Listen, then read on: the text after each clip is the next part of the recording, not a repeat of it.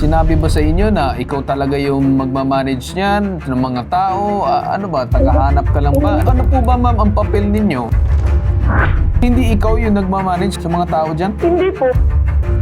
Kung magpuputol, kinakailangan mong kumuha ng permiso sa DNR. Para pambansang sumbungan, handa kang ipaglaban ang programa ng ating buong sambayanan.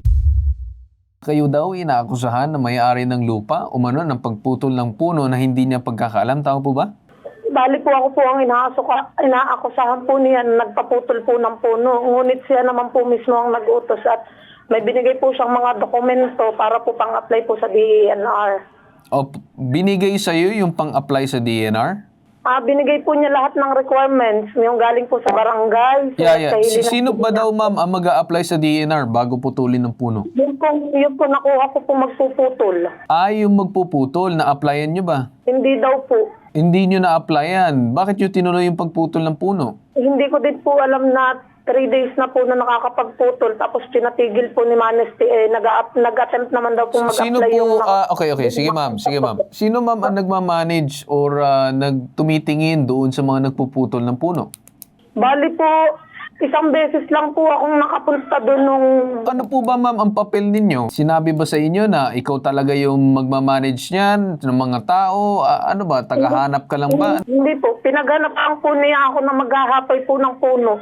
Mabait naman po sa akin si Manesty mula nung nakilala ko siya po nito pong May 30 po. Yes. Oo, pero ang nangyari pala is binigay pala at inasa sa iyo yung mga requirements, tama ba? Opo, tapos sinuro po niya sa akin. Sige, sandali. So, nung in-applyan mo in-applyan mo sa DNR or sila? Sila po ang mag-a-apply, hindi po ako. Bali, inabot ko lang po dun sa... Sila ang nag-apply. Anong balita daw dun sa application ng DNR? Hindi na daw po nila tinuloy na magpa-permit kasi daw po ay pinapatigil po nung may-ari. Dahil? Tatlong beses po niyang pinatigil, pinatuloy. Dahil daw po ay may naputol daw po na 2 magandang kahoy na kalatsaw daw po. Okay. So, hindi ikaw yung nagmamanage sa mga tao dyan? Hindi po. Bali po, inutusan po niya ako na umanap ng maghahapay, tapos inihanap ko po siya ng maghahapay. Okay. Tapos, yun po, bali yung naging usap po namin nung Ito bang maghahapay. pagpuputol nyo ng puno? May nakuha na ba kayong kita dyan? Hindi ko po tauhan, hindi ko po alam kung gaano karami na nakuha nila na puno or Hindi, wala bang ibinayad sa inyo mga tauhan or wala ba kayong nakuha ni Cinco dun sa nangyari pagpuputol?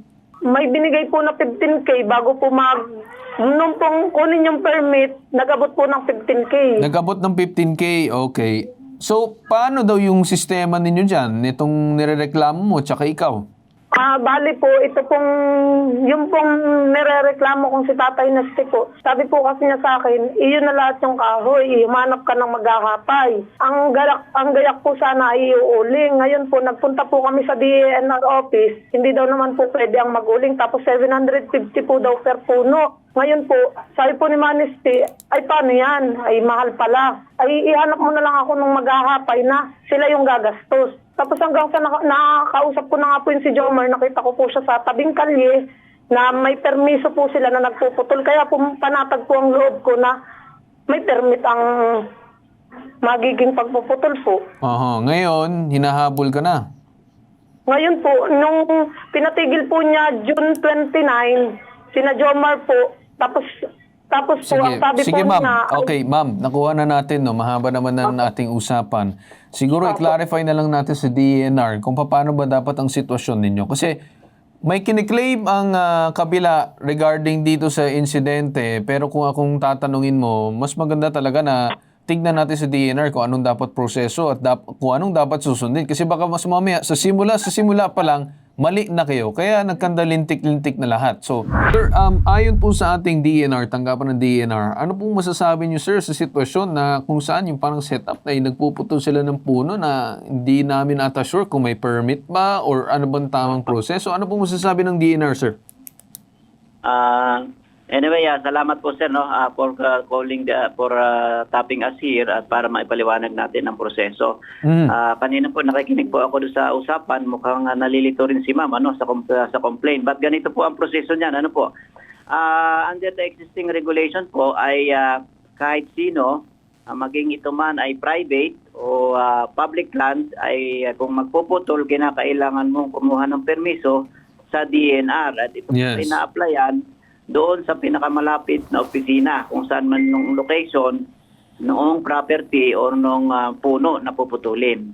Okay. Yun po ang proseso natin. Okay. Ngayon, sir, kasi ang nangyayari dito ay parang si ma'am ang binabalikan. May 2 puno daw na naputol regarding doon sa umanay lupa. But ngayon, sir, ang sa akin kasi tinitingnan ko dito, kung sino man ang may-ari ng lupa, di po ba siya yung liable doon sa mga puno na naputol na walang permit dahil hindi niya siguro tinitingnan yung mga tao?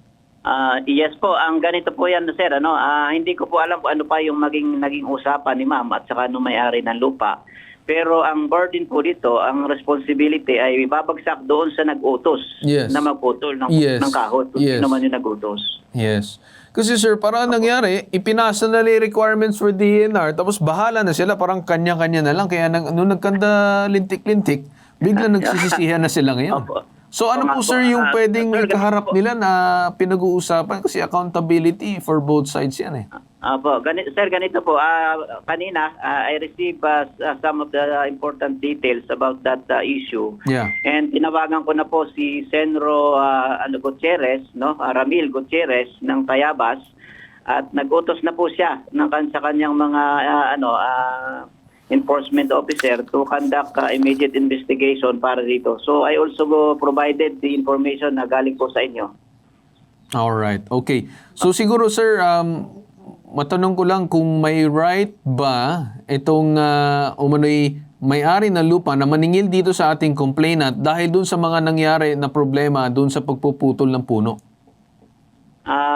Hindi ganito po yan.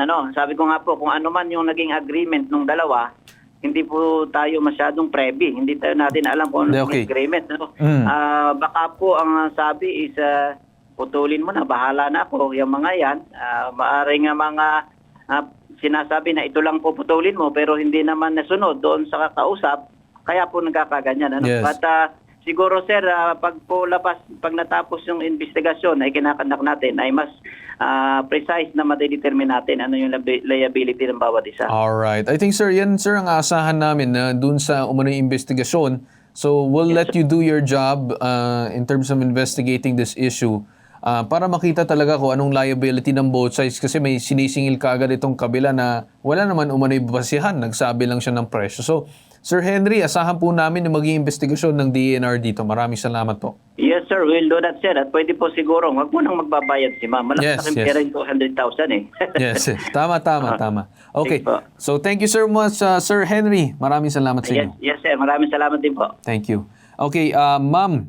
Nandiyan ka ba? Laika? Yes po, sir. Ma'am, narinig mo naman from Sir Henry. Sabi, wag ka daw magbabayad dun sa tao at hindi pa naman din napatunayan at magkakaroon ng investigasyon ang DNR. Susunod ma'am, wag ka na pumayag na magputol ng puno dyan na wala pang permit kasi talaga madadali kayo pare-parehas din dyan. Okay ma'am? Opo. Hindi ko nga po alam na aabot po sa ganito. Ay, kahit man ma'am, hindi aabot sa ganito o aabot sa ganito, gawin natin yung tama. Okay po ma'am? Opo. Okay, maraming salamat sa inyo. Salamat po, Sir Carl. Alright. Sa pambansang sumbungan, handa kang ipaglaban ang programa ng ating buong sambayanan.